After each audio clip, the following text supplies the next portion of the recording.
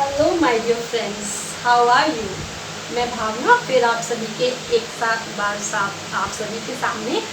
और आज जो है मैं आप सभी के सामने जो अपना टॉपिक जो शेयर करने आई हूँ, जो मैं फील करती हूँ, जो मैं सोचती हूँ, और वो है sharing. I believe in sharing. मैं शेयरिंग में, बांटने में बहुत विश्वास रखती हूँ। और जो मैं सोचती हूँ बांटने से रिलेटेड, जो मैं कहना चाहती हूँ, वो अब मैं आपके साथ शेयर करती हूँ। तो मैं ये कहना चाहती हूँ कि जब हम शेयरिंग करते हैं तो हम उस चीज़ को मल्टीप्लाई कर देते हैं। अब मैं इसको थोड़ा सा आपको अच्छे से बताती हूँ। जैसे जो देखो, सबका ना एक बिलीफ सिस्टम होता है, एक परसेप्शन होता है, एक बिलीफ सिस्टम होता है जो हम एक्सपीरियंस करते आए हैं, जो हम चीज़ को जैसे देखते हैं। तो मुझे ऐसे लगता है जब हम किसी को कोई चीज़ देते हैं तो वो चीज़ हमारे पास वापस आती है, रिटर्न आती है, रिटर्न में वापस आती है, रिटर्न करती है। और वो कैसे रिटर्न करती है? मल्टीप्लाई होके हमारे पास वो, अगर आपने प्यार बांटा, इतना प्यार बांटा तो आपको कितना मिलेगा? इतना। और आपने हेट्रेस बांटी, इतनी बांटी तो आपको कितनी मिलेगी? इतनी। तो अगर हम सबको हेट करेंगे, hatreds, if we will going to share, it will come back, it will return to us. और अगर हम सबसे प्यार से बात करेंगे, सबसे प्यार करेंगे, तो वो भी हमारे पास दुगना तिगना होकर जरूर आएगा। कभी आप करके देखिए। मेरे लिए एक बार थोड़ा सा टफ लगता है कि वो मेरे से तो ऐसे बात करता है या करती है, मैं क्यों करूँ? ईगो सामने आ जाती है, सेल्फ ईगो आ जाती है। बट मैंने किया और मैंने पाया, और मैंने ये भी देखा कि उसमें सबसे ज़्यादा भला किसका हो रहा है? मेरा खुद का भला हो रहा है। मैं खुश रह पाती हूँ। मैं आपको बता नहीं सकती कि जो लोग मेरे को क्रिटिसाइज़ करते थे, they also starting loving me. क्योंकि कई बार होता क्या है, हम सामने वाले के लिए तो सोच लेते हैं कि वो मुझे लाइक नहीं कर रहा या मुझे हेट कर रहा है, तो मैं उसे कैसे प्यार करूँ? मैं नहीं कर पाऊँगी या मैं नहीं कर सकता या कर सकती।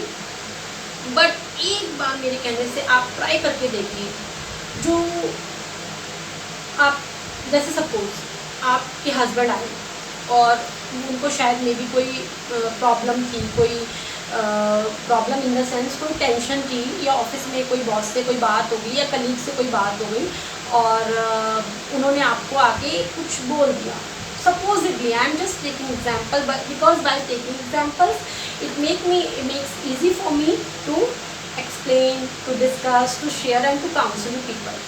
तो उन्होंने आपको कुछ बोला, अब आप भी भड़क गए कि मैंने तो कुछ कहा नहीं, so why he started and the fight begins.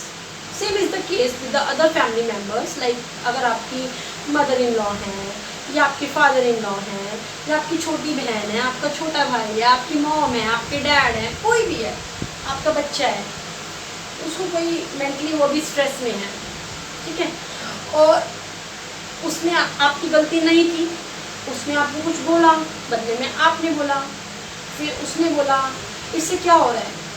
वो चीज़ बढ़ती जा रही है, फाइट बढ़ती जा रही है, आपने भी हेटरेस दिखाया, सामने वाले ने भी हेटरेस दिखाया, आपके पास और आया, अगली बार वो लड़ाइयाँ और बढ़ेंगी, अगली बार भी आपके उस बंदे के साथ, उस सामने वाले पर्सन के साथ आपका रिलेशन डाउन होता चले जाएगा। और इसकी बजाय जो मैंने किया, कोशिश की, पहले शुरू में मैं भी बहुत फेल हुई, मैंने भी बहुत एफर्ट्स किए, मुझे भी लगता था कि मैं नहीं करूँगी, मैं नहीं करती बात, उसकी गलती है, वो करे, उसको रियलाइज़ होना चाहिए। इस रियलाइजेशन के चक्कर में ना बहुत कुछ चीज़ें खो देते हैं हम, रियलाइज़ करवाने के चक्कर में बेसिकली।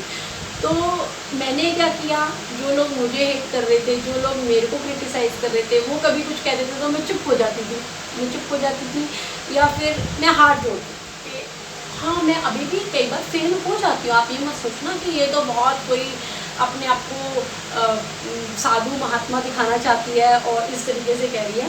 तो कोशिश क्या रहती है मेरी कि मैं चुप हो जाती हूँ, मैं बोलती हूँ हाँ जी, आप ठीक हो, आप बिल्कुल सही कह रहे हो, और सारी गलती मेरी है। क्या कहने से हम गलत हो जाते हैं? चुप हो जाओ, एग्री कर लो।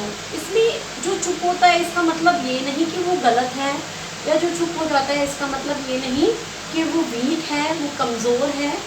चुप रहने का मतलब है, अगर कोई आपको भला बुरा कह रहा है, मैं बहुत ज़्यादा हाई लेवल वाली लड़ाइयों में की बात नहीं कर रही, मैं इन जनरल जैसे घर में तू मैं होती है, छोटी मोटी नोक झोंक होती है, मैं उनके बारे में कह रही हूँ। किसी से भी हो सकती है, अपने बच्चों से हो सकती है।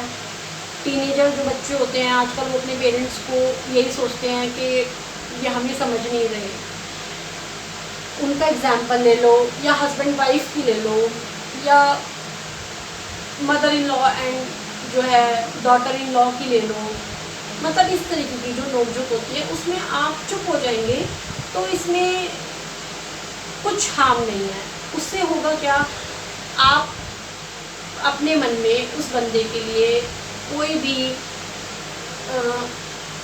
कुछ भी मतलब गलत मत रखिए। उसको जो बोलना है उसे करने दीजिए, उसे बोलने दीजिए। आप बस अपने आप को उसके लिए जो ऐसा प्यार करते हैं, इन चीज़ों से ना इफेक्ट करते हैं, उसी तरीके से उससे बात कीजिए। और देखेंगे आप, अगर उस टाइम आप चुप हो जाएंगे या हंस देंगे या आई लव यू बोल देंगे या ज़्यादा नहीं तो ये बोल देंगे कि जी आप जो भी है आप बिल्कुल ठीक हो, आप सही हो, मैं गलत हूँ, ठीक है, मैं आगे से ऐसा नहीं करूँगी, तो देखना अगली बार वो बंदा आपसे लड़ेगा ही नहीं, या वो बंदी आपसे लड़ेगी ही नहीं। वो ज़्यादा से ज़्यादा 2 बार लड़ लेगा, वो 3 बार लड़ लेगी। एट लास्ट क्या होगा, उसे पता चल जाएगा कि ये जो है इसको कोई फ़र्क नहीं पड़ता और ये लड़ने में इंटरेस्टेड नहीं है। और हर बार ऐसा नहीं होता कि सामने वाले की गलती होती है, कई बार हमारी भी गलती होती है, हमारे भी वर्ड्स गलत होते हैं। अगर हम ये छोटी सी बात फॉलो करेंगे तो रिलेशंस जो हैं बहुत ज़्यादा इम्प्रूव होंगे और बहुत ज़्यादा जो है हमें जो है जैसे मैंने कहा लव मल्टीप्लाई होके मिलना शुरू हो जाएगा। So practice it and tell me what happened with you. Thank you.